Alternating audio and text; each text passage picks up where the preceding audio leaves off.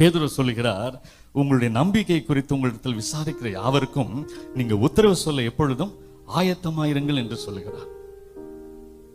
அப்படி இல்லைன்னா நாம இன்னும் தேவையான அளவுக்கு வேதத்தை நாம் இன்னும் கற்றுக்கொள்ளவில்லை.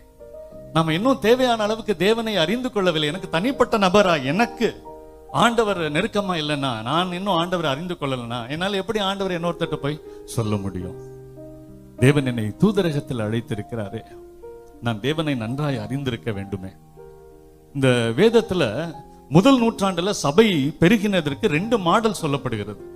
ஒன்று ஜெருசலேம் மாடல், எருசலேம் மாதிரி.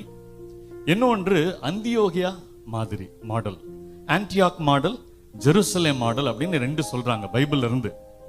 முதல் நூற்றாண்டுல சபை பெருகின விதம் 2 விதங்களில். ஒன்று எருசலேம்ல இருந்து பெருகிற்று, இன்னொன்று அந்தியோகியா போன்ற சில இடங்களில் வேறு விதமாய் பெருகிற்று. 2க்கும் என்ன வித்தியாசம்னா, எருசலேம்ல யார் இருந்தாங்க? அந்த அப்போஸ்தலர்கள் இருந்தாங்க. பேதுரு, யாக்கோபு, யோவான் தூண்களாய் எண்ணப்பட்டவர்கள், சபையின் தூண்களாய் எண்ணப்பட்டவர்கள் எருசலேம்ல இருந்தாங்க. அதனால அங்க ஒன்றும் ஆச்சரியம் இல்லை. அவங்க ஜெபம் பண்ணாங்க, அற்புதம் நடந்தது, அதிசயம் நடந்தது, ஜனங்கள் சேர்ந்து கொண்டே இருந்தார்கள். பேதுரு பிரசங்கம் பண்ணா 3000 பேர் ரட்சிக்கப்பட்டாங்க, அடுத்த நாள் பிரசங்கம் பண்ணா 5000 பேர் ரட்சிக்கப்பட்டாங்க. எல்லாம் நடந்துட்டு இருந்துச்சு எருசலேம்ல. இது ஒரு மாடல். ஆனால் இன்னொரு மாடல், அது என்னன்னு பார்ப்போமா? அப்போஸ்தலர் நடபடிகள் 8வது அதிகாரம் 3-4 வசனங்கள். அப்போஸ்தலர் நடபடிகள் 8:3-4.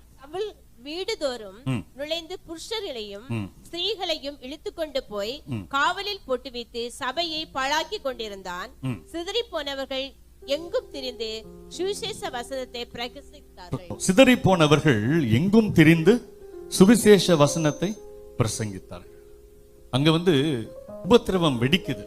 எருசலேம் நகரத்துல உபத்திரவம் வெடிக்குது. ஸ்தேவானை கல்லெறிந்து கொள்ளுகிறார்கள். அதுக்கு முக்கியமா ஒரு ஆளு சவுல். அவன் அதுல மெயின் ஆள் இல்லை, ஆனால் அவன் அதற்கு சம்மதம் தெரிவித்தான் என்று சொல்லி பார்க்கிறோம் முந்தின அதிகார கடைசியில. ஸ்தேவான் கொல்லப்படுகிறான், அவங்களுக்கு தைரியம் வருது, எல்லாரையும் துன்புறுத்த முனைகிறார்கள். சவுலும் பட்டணங்கள் தோறும் பிரதான ஆசாரியத்துல இருந்து லெட்டர் வாங்கிட்டு போயிட்டு, அங்க சர்ச்சுக்கும் ஒரு ஆர்மி இருந்தது, அதனால அதெல்லாம் கொண்டு போய் அவன் அவங்களை அரெஸ்ட் பண்ணி அவங்களை துன்புறுத்தி கொண்டிருந்தான். அப்போஸ்தலர்கள் தவிர மீதி எல்லாரும் சிதறினார்கள் என்று நம்ம பார்க்கிறோம். முதல் வசனத்தை பார்க்கிறீங்களா? முதல் வசனத்துடைய 2வது பகுதி, அப்போஸ்தலர் தவிர மற்ற யாவரும் யூதேயா சமாரியா தேசங்களில் சிதறப்பட்டு போனார்கள். இப்படி சிதறி போனவர்கள் எங்கும் திரிந்து சுவிசேஷத்தை பிரசங்கித்தார்கள்.